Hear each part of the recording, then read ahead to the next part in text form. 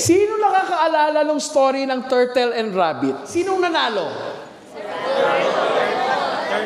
Si? Yan ang alam yung story. I know the real story nitong story na to. Hindi nyo alam, magkaibigan talaga sila. Anong sabi niya? Sabi ni turtle, sabi niya, friend, alam mo ba mas mabilis ako sa'yo? Sabi ni rabbit, of course not. Sabi niya, gusto mo mag-race tayo. So sabi ni turtle, sure. Pagputok ng baril, sino tumakbo?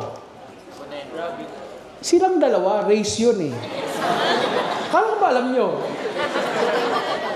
Rabbit ran as fast as he could. Nagpahinga until eventually, turtle won the race. What's the moral of the story? Huwag matulog.